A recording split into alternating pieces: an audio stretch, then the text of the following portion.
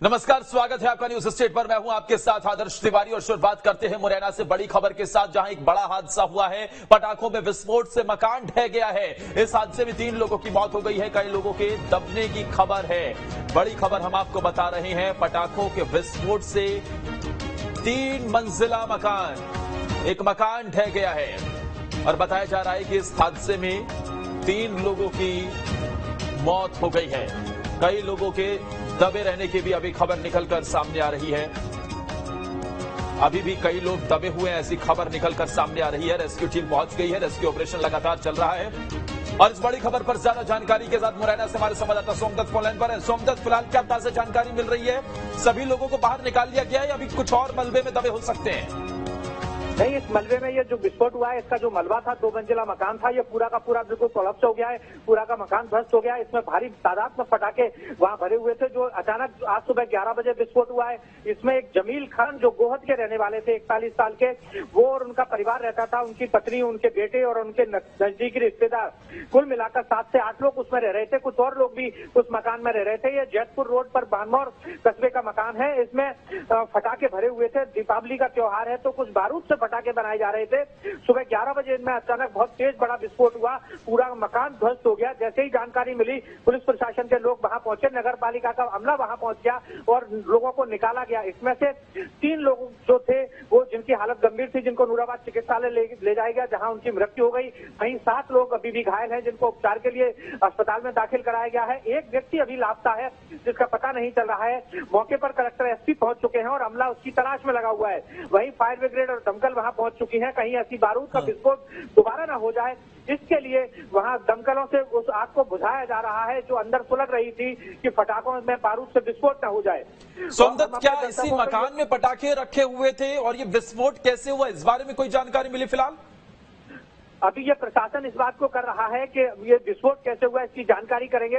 लेकिन प्रशासन का ये कहना है कि जैसे हमारी कलेक्टर मुरैना से बात हुई थी, तो उन्होंने कहा था कि पटाखों से इतना बड़ा विस्फोट नहीं हो सकता, इसकी हम जांच कर रहे हैं। ये सिलेंडर से भी विस्फोट हो सकता है और कहीं बारूद अगर इसमें रखी है, तो ये माना जा रहा है कि जितने बड़े फटाखे वहां थे, बड़ी आवाज, तेज धमाके वाले फटाखे थे, और इन फटाखों के लिए बारूद भी ज्यादा मात्रा में संभवतः मंगाई गई होगी। उस बारूद का ये विस्फोट हुआ होगा, जिससे ये 2 मंजिल का जो मकान था, वो बिल्कुल पूरा का पूरा ध्वस्त हो गया है।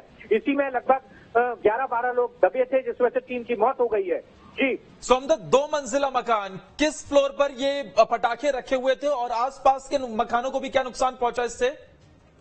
ये आसपास के मकानों को भी बिल्कुल दरार आई है। वो लोग वहां अपने अपने मकानों की सुरक्षा में लगे हुए हैं। लेकिन मैं आपको बता दूं, काफी पुराना ये मकान था। इसके निचले हिस्से में, जो कि ग्राउंड लेवल के हिस्से में, गोदाम में ये पटाखे बनाए जा रहे थे।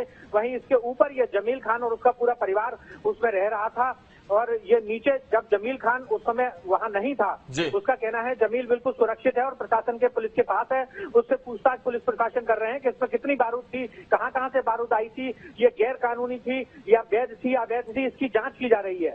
जी बहुत बहुत शुक्रिया सोमदत्त, आपका तमाम जानकारी देने के लिए। लेकिन घर में पटाखे रखना, और वो भी काफी मात्रा में, ये तो जाहिर सी बात है गैर कानूनी ही है। और इस दिशा में अब क्या कदम उठाए जाते हैं, क्योंकि एक मकान जो कि 2 मंजिला बताया जा रहा है, पटाखों की वजह से ढह गया।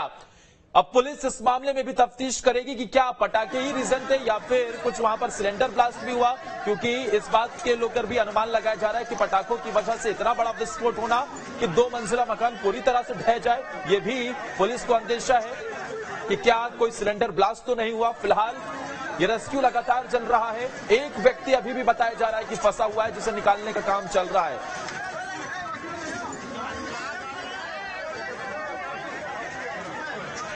तीन लोगों की इसमें मौत हो गई है, 7 लोग घायल बताए जा रहे हैं। घायलों का इलाज अस्पताल में चल रहा है। 3 लोग जिन्हें निकाला गया था, गंभीर हालत में थे वो, उन्हें लेकिन अस्पताल पहुंचाया गया, अस्पताल में मृत घोषित कर दिया गया। एक पूरा परिवार इस मकान में रहता था। देखिए जरा, पूरा मकान मलबे में तब्दील हो गया और इस मकान में नीचे एक परिवार रहता था, जमील खान नाम बताया जा रहा, उसका पूरा परिवार रहता था, और ऊपर पटाखे रखे हुए थे।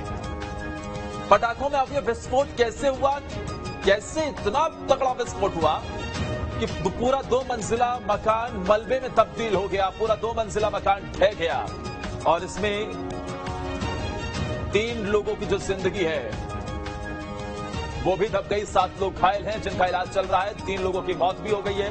कलेक्टर और एसपी दल बल के साथ मौके पर पहुंचे हैं। पटाखा विस्फोट में ये पूरा का पूरा मकान ढह गया। देखिए चारों तरफ सिर्फ और सिर्फ मलबा नजर आ रहा है।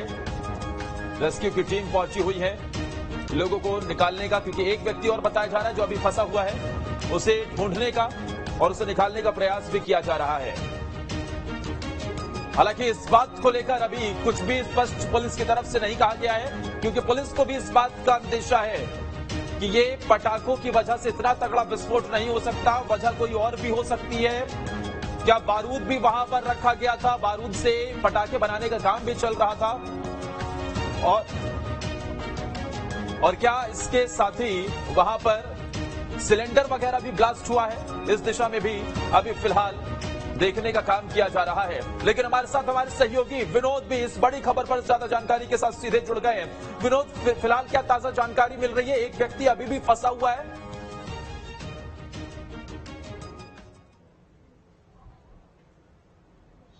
बिल्कुल, देखिए अभी व्यक्ति फंसे हुए हैं और जो ताजा जानकारी मिल रही। चलिए विनोद से संपर्क करेंगे, लेकिन यह तस्वीर हम आपको दिखा रहे हैं। दीपावली का मौका है और इस मौके पर हम देखते हैं कि पटाखों की बिक्री काफी संख्या में होती है, लेकिन घर पर पटाखे रखना